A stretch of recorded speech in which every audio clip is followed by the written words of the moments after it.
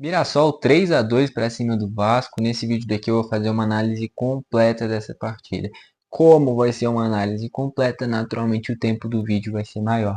Se você quiser ver uma análise mais resumida, já está postado aqui no canal. Eu vou colocar no card aqui em cima, mas é o último vídeo postado, tá bom? Então vamos lá, primeiro falar como é que se desenrolou esse jogo, os padrões ao longo da partida, e a gente vai entrando principalmente ao longo de atuações individualizadas. Então a gente vai passar aqui pelos destaques do jogo, das duas equipes, estatísticas, de fato uma análise bem completa dessa partida, tá bom? Falando como é que foi o jogo, antes de qualquer coisa, já tenho que pedir para você se inscrever e ativar o sininho para o YouTube te mandar os vídeos novos. Faça isso caso você goste do formato que eu trago os vídeos aqui no canal, tá bom? Eu trago sempre os shorts mais resumidos do jogo, uma análise mais curta. Vou voltar a trazer esse formato de vídeo de análises mais longas, mais detalhadas também. Eu enxergo que esse formato de vídeo a gente chega em conclusões bem melhores. Vídeo de 3, 4 minutos é muito o padrão que todo mundo fala. Aqui em 25, 30 minutos, talvez, não sei, a gente consegue chegar em conclusões bem mais aprofundadas do que realmente o Vasco e o Mirassol vem acertando e vem errando, cada um nas suas ideias, né? Enfim, então já se inscreve e ativa o sininho. Se você gostar do vídeo, deixa o like. Não gostar, deixa o dislike. Ao longo do vídeo, vai comentando as coisas que você concorda e discorda de mim. Nem que você comente 30 comentários. Discordo que você falou isso, concordo que você falou isso, discordo por tal coisa, tal coisa, tal coisa. Enfim, tá livre aí os comentários para você comentar o que quiser a respeito desse jogo e da minha análise, tá bom? Comentando sobre a partida, eu diria que o Vasco fez uma boa partida, mas o Vasco tá numa nhaca absurda, cara, porque o Vasco já vem de alguns jogos em que apresenta um bom futebol, mas não transforma em resultado. Contra o Inter isso ficou muito nítido. O início de jogo do Vasco contra o Inter foi um negócio maravilhoso. Os 30 primeiros minutos do Vasco foi algo assim perfeito para qualquer time. O início do Vasco foi maravilhoso. Acaba que não abriu o placar nesse espaço-tempo, né? Chegou a abrir logo depois com o Ryan, mas nesse espaço-tempo o Vasco poderia ter metido 2, 3-0 para cima do Inter. Só o Vasco jogou, só o Vasco teve a bola, só o Vasco finalizou. O Verratti perdeu um monte de gols. E aí, quando abre o placar, o time se perde psicologicamente e a partir daí só o Inter joga, empata e com a expulsão do Léo Jardim complicou demais a vida do Vasco naquele jogo e teve consequências nesse. Tendo em vista que não jogou o Léo Jardim, jogou o Daniel Fusato. Daqui a pouco eu chego como foi o primeiro gol do Mirassol, foi justamente explorando essa carência no gol do Vasco, né? Já que não estava o Léo Jardim, estava o Daniel Fusato, que é um cara que surgiu no Palmeiras, já chegou a jogar no futebol europeu e agora está no Vasco. Mas sempre foi aquele segundo, terceiro reserva dos clubes que passou, né? Consequentemente não tem ritmo de jogo para isso. Mas enfim, um jogo em que o Vasco teve a bola, o Vasco conseguiu propor o seu jogo, mas voltou muito mal para o segundo tempo. Então, em um espaço-tempo de 20 minutos, o Mirassol faz 2-0. E é ali que o Mirassol encaminha essa vitória. Parecia que encaminhar essa vitória de forma mais tranquila, mas o Vasco reagiu muito bem. Mas falando primeiro sobre o primeiro tempo, foi um jogo muito equilibrado. O Vasco teve mais a bola, ambas as equipes produziram oportunidades, nada espetacular, mas produziram oportunidades e sai zerado. Todos os 5 gols da partida foram no segundo tempo. O primeiro deles marcado pelo Negueba, uma jogada de transição, o Negueba finaliza de longe e o Daniel Fusato acaba aceitando. Esse chute do Negueba me lembrou o gol do Hendrick contra o Stuttgart na Champions, em que passa várias opções de passe e ele prefere chutar de qualquer jeito. Lá o goleiro do Stuttgart aceitou, aqui o Daniel Fusato, o goleiro do Vasco, acabou aceitando, né? Uma falha que em um Vasco na situação que tá, principalmente em quesito anímico, não pode tomar esse tipo de gol, né? E eu já queria destacar, o futebol do Vasco vem sendo bem apresentado, que nem eu falei aqui agora há pouco. Jogou bem contra o Inter, jogou bem contra o Mirassol, e aqui eu tô falando de uma derrota e de um empate. Nenhum dos dois jogos venceu, sendo que jogou bem. Talvez até melhor que o adversário em boa parte do jogo. Enfim, ali saiu 1-0. O 2-0, outro erro individual, dessa vez um erro do Lemos na saída de jogo. Ele dá um passe em que ele sai basicamente do centro para a esquerda do campo para o extremo lado direito. Ou seja, uma bola que corre por muito tempo, né, até chegar no outro jogador do Vasco. Tem a interceptação do Edson Carioca, ele conduz a jogada, é interceptado pelo João Vitor, mas a fase do Vasco é ruim. Depois dessa interceptação, a bola volta literalmente no pé do Edson Carioca. Ele dá o passe, o Lemos mal posicionado, poderia estar na trajetória do passe, ele basicamente cerca não sei o que, não sei o que ele estava fazendo, não fez linha de impedimento, não fechou passe, não fechou nada. E aí o Gabriel recebe a bola. O Gabriel, que é aquele mesmo, ex-Bahia, ex-Flamengo, dá o passe de primeira, belo passe para deixar Chico da Costa sozinho para fazer ali o gol do Mirassol. O Chico, que é uma das grandes revelações desse Brasileirão. Não que ele seja jovem, porque ele já rodou por vários clubes. O auge dele, na minha visão, foi no Bolívar, inclusive. No Bolívar ele meteu o gol a roda. E foi um belo reforço do Mirassol. Eu torço pro Grêmio, um tempinho atrás o Grêmio chegou a especular ele, mas não trouxe. Né? Antes mesmo dele ir pro Cerro Porteño, se eu não me engano. E foi um belo reforço do Mirassol, é um início espetacular do Chico da Costa com a camisa do Mirassol. Faz ali o 2-0. Que nem eu comentei, ali eu imaginei que o Mirassol administraria esse placar, talvez faria o terceiro, o quarto, porque é uma equipe que é muito efetiva. Vou trazer as estatísticas. Praticamente tudo que foi a gol de finalizações do Mirassol entrou. Enfim, daqui a pouco eu detalho isso melhor. E aí o Vasco reage bem, cara. Me surpreendeu. E tem um nome que é participação fundamental dessa reação, que é o Pumita. O primeiro gol surge de um belo cruzamento do Piton e o Pumita infiltrando da direita para o meio para cabecear. Por sinal, o Vasco pode ter várias carências, mas as laterais do Vasco são boas. E é raro no futebol mundial isso aí, porque o Piton é um belo lateral esquerdo e na direita o Paulo Henrique é um bom lateral direito e o Pumita é um bom lateral direito também. A questão é que o Pumita defende mal. Né? É algo que ele precisa aperfeiçoar. Mas enfim, esse primeiro gol sai dessa infiltração do Pumita. O segundo é um gol muito parecido, só que aí é um cruzamento também da esquerda para a direita. É o pro Pumita de novo, só que ao invés do Pumita finalizar, ele dá o passe para o meio. E aí o Verratti sozinho faz o gol de empate, o gol do 2-2. Em um espaço-tempo muito curto, questão de 5 minutos o Vasco empatou. E o Vasco estava bem no jogo. Só que eu acho que nessa confiança exagerada de que ia virar, fazer o terceiro, tem uma desatenção defensiva. O Carlos Eduardo. Daqui a pouco eu detalhe melhor os jogadores do Mirassol e vou passar por ele. Infiltra nas costas do Piton. Primeiro lance do Carlos Eduardo no jogo. E ele é aquela típica jogada que ele ganha o espaço. Então, por exemplo, é um lançamento. Ele já se posiciona no corpo e não tem como o Piton passar. Porque ou o Piton passa por cima do Carlos Eduardo fazendo a falta, ou o Carlos Eduardo já vai ganhar a frente. O Piton não faz a falta, o Carlos Eduardo ganha a frente. Ele infiltra, e aí é uma jogada de muito mérito dos jogadores do Mirassol. Dois jogadores infiltram da entrada da área pro meio da área, para a primeira trave. E aí leva a zaga do Vasco, os dois defensores, o Thiago Mendes entrou fazendo uma função bem defensiva, junto com o João Vitor. E o Pumita acaba indo junto, deixando o Alisson, que foi quem entrou da esquerda para a direita, da esquerda para o meio, sozinho para fazer o gol do 3-2 e o da vitória do Mirassol. Então o Pumita, que foi ativo nos dois gols do Vasco, teve uma falha de posicionamento no gol do Mirassol, onde ele acompanha junto com a linha de zaga do Vasco os caras que infiltravam pelo meio da área e esquece o ponta, que é justamente quem o lateral tem que marcar. Faz ali o Alisson o gol da vitória do Mirassol. Vamos passar por alguns destaques aqui, começando pelo mandante e pelo vitorioso Mirassol. Já quero destacar no gol o Walter, cara, um baita reforço de início. Ele estava sendo reserva do Alex Muralha, mas era natural que o Walter virasse titular. O Muralha foi importante para o acesso do Mirassol, né? Já tinha o Vanderlei nesse time também, aquele mesmo. Ex-Vasco, inclusive, ex-Vasco, ex-Santos, ex-Grêmio. E o Walter chega do Cuiabá, um baita reforço, é um baita goleiro, cara. Eu torço pro Grêmio, há 2, 3 anos atrás eu gostaria de ver o Walter com a camisa do Grêmio. Hoje, inclusive, se ele fosse pro Grêmio, talvez seria titular.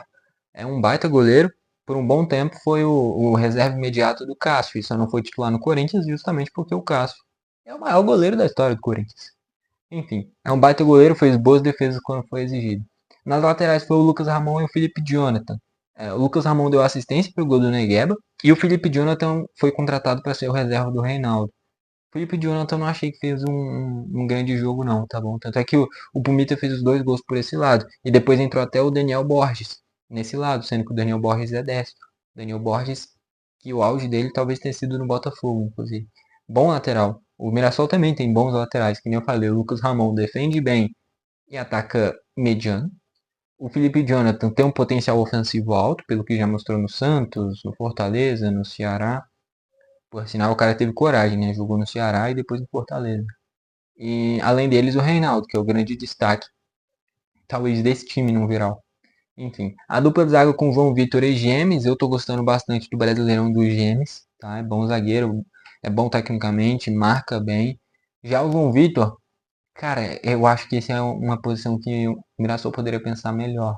Tem o David Braz, né, que chegou pro Mirassol recentemente. Mas o David Braz já não tem a velocidade necessária, né? E o João Vitor, cara, eu sei lá, aquele jogo contra o Santos que ele é expulso, dando uma cotovelada desnecessária no Neymar, quando já tava 3-0, sei lá, acho que esse é um jogador que talvez o Mirassol poderia melhorar desse time titular. Mas enfim, é um cara forte fisicamente e é um cara que é uma liderança desse time, querendo ou não. Mas eu acho que talvez falta um pouquinho de cabeça, capacidade técnica, talvez. Enfim. Ah, mas não é nada assim, um cara que é o pior do time atrapalha completamente. Mas é algo que talvez o Mirassol possa pensar em evoluir. No meio de campo com o Danielzinho e o Neto Moura, nesses dois volantes. O Danielzinho, para mim, é grande surpresa, porque o Neto Moura já vem há um bom tempo aparecendo no futebol brasileiro. Ele surge muito bem no esporte e ele chegou a ser importante no Cruzeiro em determinado momento. É bom volante o Neto Moura, marca muito bem. E o Danielzinho que me surpreendeu, porque eu nunca tinha ouvido falar dele, cara. Não é o Danielzinho que era do Fluminense, bom meio-campista, esse passou pelo Bahia, né? Esse Danielzinho tá no CRB, inclusive.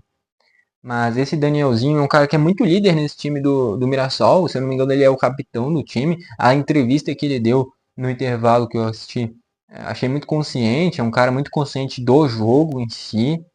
Esse time do Mirassol, no geral, é muito consciente, porque na vitória contra o Santos, que eu assisti também, eu assisti as entrevistas ali do Reinaldo, do Chico da Costa, e todos são caras muito conscientes. Todos sabem que o Mirassol entrou no Brasileirão para não ser rebaixado. Só que o trabalho está sendo tão bem feito que é um Mirassol que está sonhando, inclusive, com o Libertadores hoje. E se manter nesse nível alto de futebol, daqui a pouco pode sonhar até com título, porque é um Flamengo ainda em montagem. Trouxe muitos reforços, tem que ver se vai encaixar de fato.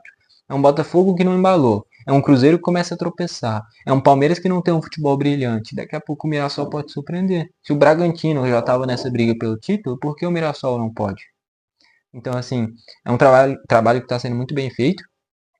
E os caras estão de parabéns, né? Não tem o que falar. É um brasileirão incrível do Mirassol até o momento. Lógico, o Brasileirão não acabou.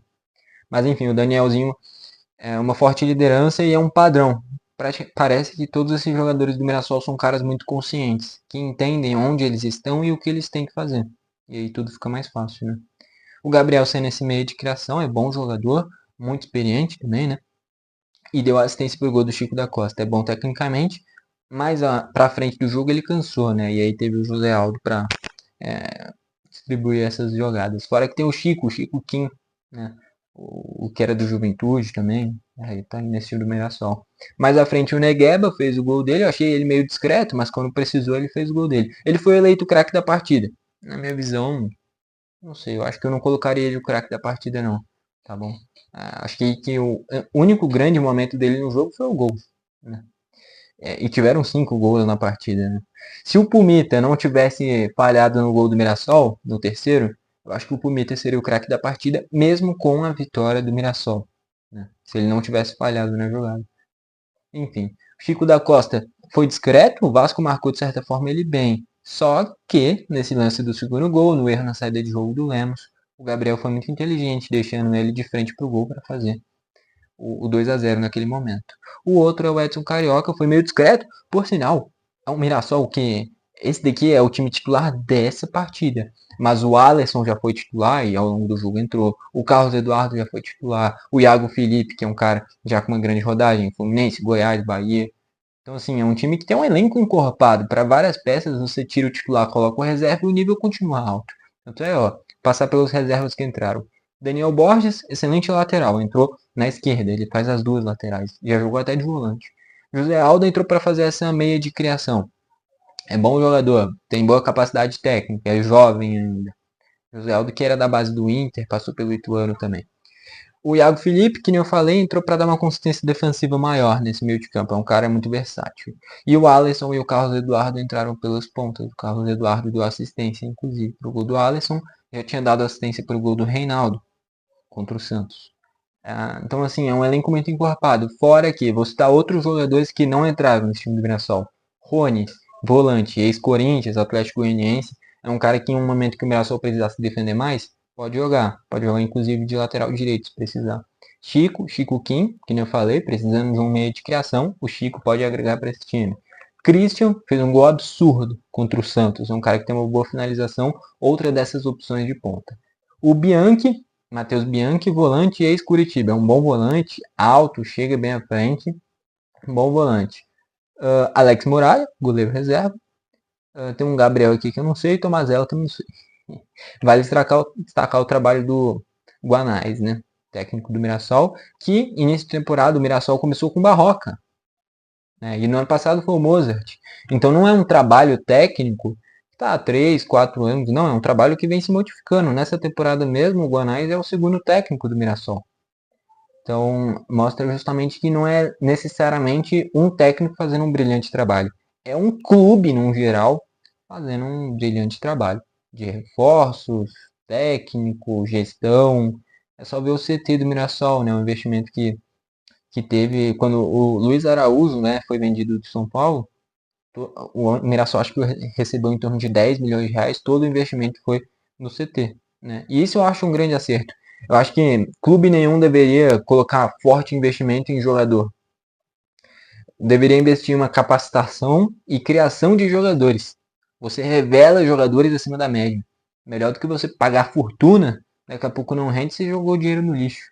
Revelando um jogador, investindo na base, uma hora um jogador que você revela que dá certo, paga todo o investimento feito, né? Então, a minha filosofia de futebol, se eu fosse gestor de algum time de futebol, seria essa. Parecido até inclusive com o Bragantino. A média de idade ali de 21, 22, 23 anos.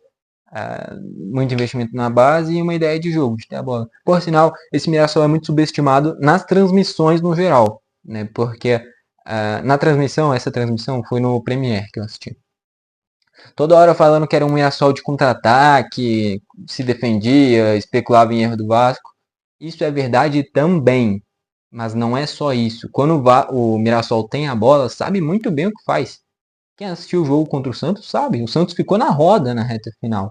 O Mirassol, quando precisa se defender, sabe se defender. Vem aparecendo um padrão de falhas de bola aérea. Isso é um fato, porque os 2 gols do Vasco foi na base da bola aérea. Mas é um time que sabe se defender, tem a jogada de transição, de contra-ataque, só ver como foi o segundo gol, e sabe construir as jogadas também, só ver como foi o terceiro gol. Então é um Mirassol com muitos repertórios. Vamos pro lado do Vasco agora, eu já quero destacar o seguinte, um momento técnico não, um momento no geral, do Vasco é ruim, os resultados não estão vindo.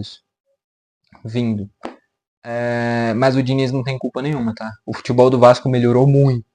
Não vou falar que não tem culpa nenhuma, mas demitir o Diniz seria um erro. Porque o futebol do Vasco melhorou muito em relação ao que era um tempo atrás, em relação ao que era com o Carille. É muito erro técnico de jogador mesmo, cara. Jogador. E aqui é na conta de jogador. E o que o Diniz vai fazer?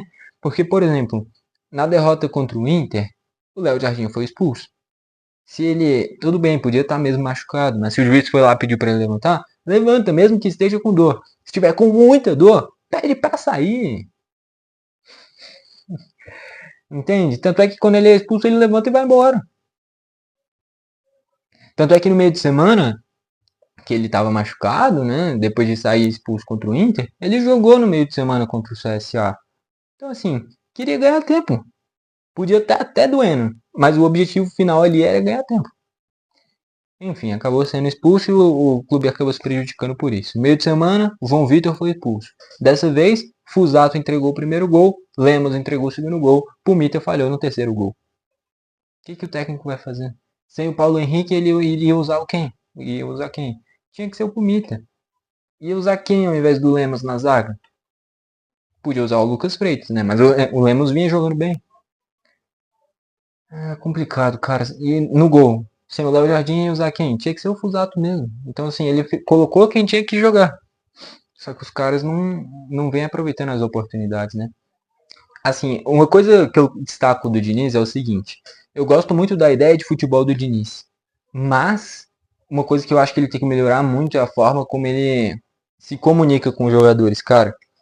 Porque essa forma de reclamar, xingar de jogador, e que já foi um problema na carreira dele, né, no caso no São Paulo, que fez inclusive com que deixasse de ganhar um Brasileirão naquele momento, essa forma rígida que ele cobra os jogadores. Você cobrar o jogador é uma coisa. Eu acho, tipo assim, tipo, corre, pô, corre, e tal, beleza. Agora o cara extrapola demais, cara. Ele passa muito do ponto nessas críticas. E ele tem uma parada que pra mim ficou muito nítido no Fluminense, que é o seguinte: o cara que tem mais nome, ele pega leve. O moleque da base, o cara que não tem tanto nome, é nele que ele pega no pé mesmo. E não é pegar no pé de incentivar, é pegar no pé de reclamar, reclamar, reclamar, reclamar, reclamar. Cara, se você só ouve críticas, só ouve reclamações, a tendência é que você piore, não que você melhore. Fora que eu tenho a linha de pensamento que se o técnico tá muito ativo no banco, tá toda hora reclamando, gesticulando, é porque o time é mal treinado. Time bem treinado, você pode perceber, o técnico tá de boa, tá sentado no banco de reservas. Quando tem algo a adaptar, ele passa instruções. Agora, se ele tá gritando que nem um maluco, pá, pá, pá, é porque o time é mal treinado, cara. É a forma que eu penso, pelo menos. E isso é uma coisa que o Diniz tinha que melhorar, na minha visão. Fora que esse estilo de jogo do Vasco é um estilo de jogo que exige muita concentração e muito da capacidade técnica. Se você não está bem psicologicamente, aqui é onde você vai mais se queimar. Né? Enfim. Então, vamos passar pelos destaques aqui do Vasco. No gol, o Daniel Fusato não aproveitou a oportunidade, ele foi mal no jogo. Na linha de defesa, o Piton fez um bom jogo ofensivamente, né, com bons cruzamentos, mas no terceiro gol ele falhou na origem. E no outro lado, o Pumita, a mesma coisa do Piton. Ofensivamente muito bem, defensivamente ele foi mal. O gol do Alisson nas costas dele. A dupla de zaga, o Lemos foi mal, entregou o segundo gol na saída de jogo. O João Vitor está longe de ter sido um dos piores do Vasco na partida. E ele normalmente vem sendo um dos piores do Vasco nas partidas. Ele não vai jogar contra o CSA, o jogo de volta, por ter sido expulso na ida. Pelo menos não vai ser vaiado, porque se jogasse, provavelmente seria. A torcida tá pegando muito no pé dele. Enfim. No meio de campo, Hugo Moura e Tietê. O Hugo Moura eu não achei que fez um bom jogo. O Tietê eu achei que fez, tá? Muito móvel. O primeiro tempo dele foi bom, conduzindo a bola, chegando à frente. O Tietê fez um bom primeiro tempo. No segundo diminuiu um pouquinho. O Coutinho. A gente viu a famosa chapada do Coutinho nessa partida. E isso vem sendo raro com a camisa do Vasco. Eu acho que ele já fez um golaço absurdo contra o Melgar, né? Lá no Peru, que ficou 3-3. Mas vem sendo raro essa famosa chapada do Coutinho. E teve nesse jogo e exigiu uma baita defesa do Walter. Mas de lance criativo que ele foi bem, foi basicamente só essa. Mais à frente, o Nuno Moreira fez um jogo discreto dessa vez. Ele que hoje talvez tecnicamente seja o principal jogador do Vasco de criação, já que não dá para contar com o Coutinho. Né? Tô voltando de lesão ainda. E o Ryan com boas jogadas, vindo da direita para o meio, finalizando de esquerda, faltou caprichar um pouquinho mais na finalização. Teve um chute no primeiro tempo no cantinho em que o Walter, bem posicionado, defendeu, e um no segundo que ele corta da direita para o meio, ele tenta meio que virar o pé e a bola vai no meio do gol. Se ele tenta só acertar uma chapada na trajetória natural, talvez teria tido mais chances de entrar. Mas enfim, criou oportunidades. E mais à frente o Verratti aproveitou a chance que teve, que ele não tinha aproveitado contra o Inter. Se o Vasco empatou contra o Inter, foi muito por conta do Verratti. É uma grande liderança, talvez seja a grande referência desse time atual do Vasco. Mas contra o Inter ele perdeu um gol de cabeça que ele normalmente não perde e uma chance cara a cara que ele finaliza para fora. Depois de um belo cruzamento, acho que do David ou do Ryan. E ainda entregou o gol do Carboneiro, onde ele erra na saída de jogo. Né? Então o Verratti foi muito mal contra o Inter, mas dessa vez ele aproveitou a única chance que ele teve praticamente. Entraram o David, alguns erros, alguns acertos. O Jair, alguns erros, alguns acertos, nada demais. O Thiago Mendes foi importante nessa criação inicial, né? Tendo visto que o Lemos fez um jogo ruim, ele entrou nessa criação inicial, virando quase que um zagueiro em determinados momentos. E o Lloyd, pelo amor de Deus, né? É melhor você não substituir do que colocar o Lloyd. O cara já teve muitas oportunidades. É mais uma autossabotagem colocar o Lloyd Augusto. É um cara que é aquele típico jogador marrento pra caramba, acha que é craque e no final das contas é só mais um jogador fuleiro. Enfim, só porque o cara é estrangeiro, jogou na Europa, não é porque ele é bom. Porque esse comprometimento com a camisa do Vasco ele não tem e nem qualidade técnica. Sinceramente, chegou há pouco tempo, mas acho que o melhor seria talvez uma rescisão. Só que aí teria um prejuízo financeiro já também. Tem que ver qual que é o tempo de contrato do Lloyd. Que pelo que ele rendeu até agora, quanto antes ele for embora, melhor pro Vasco. Estatísticas agora, principais estatísticas. 13 finalizações do Mirassol sendo 4 a gol. Dessas 4, 3 entraram. Léo Jardim fez falta. Tanto é que no gol do Negueba, dificilmente o Léo Jardim tomaria esse gol. O gol do Chico não tinha o que fazer, o gol do Alisson não tinha o que fazer. Jogadas muito bem trabalhadas. Pelo Mirassol, teve erros do Vasco, mas muito bem trabalhadas pelo Mirassol. Já o primeiro gol seria uma falha que não poderia acontecer. Já o Vasco, 11 chutes, sendo 6 a gol. A pontaria do Vasco foi melhor, só que ele tinha o Walter. Dessas 6, 2 entraram, 4 pararam no Walter. A diferença de um goleiro com confiança. Posse de bola, o Vasco teve mais, ó. 30, eu tô ficando cego. 39% pro Mirassol, 61% pro Vasco. Mais posse de bola pro Vasco. Natural. Times do Diniz é natural ter mais a bola. O Vasco teve mais passes, a precisão de passe do Vasco foi maior. Faltas, o Mirassol teve 12 e nenhum cartão amarelo. O Vasco teve 14 e um cartão amarelo. Nem foi um jogo muito faltoso, não. 26 faltas, normal, e só um cartão amarelo. Um jogo bem disputado. Duas equipes que jogam bola, tá bom? Isso daqui foi um jogo de alto nível. Hoje, são duas das equipes que mais jogam bola do futebol brasileiro. O Mirassol vem jogando bola e tendo resultado. O Vasco vem jogando bola e não vem tendo resultado. Mas eu diria que o Vasco hoje está no top 10 equipes do futebol brasileiro que melhor apresentam o futebol. Talvez até top 7. Porque equipes que jogam futebol mais vistoso e melhor do que o Vasco hoje no Brasileirão, Flamengo com certeza, Palmeiras com certeza, Atlético Mineiro, Bahia, Bragantino, Cruzeiro.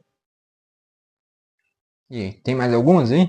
Porque o Vasco tá lá embaixo, mas futebol apresentado vem sendo bom. Só que nem eu falo, falta confiança para esse time. Muito erro técnico. Enfim. Impedimentos teve um do Mirassol, nenhum do Vasco. Escanteios 4 a 4 também empataram nesse quesito. Foi um jogo muito equilibrado, que a gente viu nessas estatísticas. O Vasco deu mais chutes a gol, que nem tem. Com esse resultado, o Mirassol na quinta colocação com 28 pontos. Mirassol a 8 pontos. 8 pontos da liderança, cara. 8 pontos. Mas tem um jogo a mais em relação ao Flamengo. Não, tá empatado. 16 jogos as duas equipes. 8 pontos. E nos últimos 5 jogos, 3 vitórias e 2 empates do Mirassol, tá bom? Bela campanha. Já o Vasco na 16ª colocação com 15 pontos, tá empatado com o Santos em pontos. Santos que tá em 17º. Santos também tá com 16 jogos. Enfim. O Vasco se não abrir o olho aí, vai complicar. Mas enfim, é um Vasco que apresenta um bom futebol, mas não transforma em resultado. Já o Mirassol é um trabalho surpreendente, um futebol espetacular, uma equipe muito competitiva, uma equipe que tem uma ideia de jogo, uma equipe que se precisar se defender, se defende bem, se precisar atacar, ataca bem. O Mirassol é um dos melhores ataques do Brasileirão, cara. Ó, gols marcados, 27. Só tá atrás do Flamengo, que fez 30, do Cruzeiro, que fez 28, e só. É o terceiro melhor ataque do Brasileirão. E sofreu 16 gols. 16 dos primeiros colocados é o que mais sofreu gol, né? Mas o Mirassol tá em quinto, cara. Quinto. Caraca, o Botafogo só tomou 8 gols. Espetacular. Porque tá em sétimo, né? E só tomou 8 gols. É a segunda melhor defesa do Brasileirão. O Botafogo. Olha essa curiosidade aí. Enfim. Mas Mirassol em quinto colocado é algo que é realmente espetacular. Isso daí é fruto do trabalho deles, né? Um trabalho bem feito está sendo recompensado. Com isso, Mirassol 3 a 2 para cima do Vasco. Gostou do vídeo? Deixa o like. Não gostou? Deixa o dislike. Não esquece de se inscrever e ativar o sininho para o YouTube te mandar os vídeos novos. Comenta aí do que eu falei ao longo do vídeo, o que você concorda e o que você discorda de mim. Porque tem algumas coisas polêmicas, que nem eu falei. Eu acho que o problema do Vasco está longe de ser o Diniz. É um time que joga bem, mas é um time que falta confiança e são muitos erros técnicos. A culpa é muito maior dos jogadores do que do Diniz. Enfim, é isso. Gostou do... Eu já falei tudo isso, né? Foi esse o vídeo. Valeu e falou.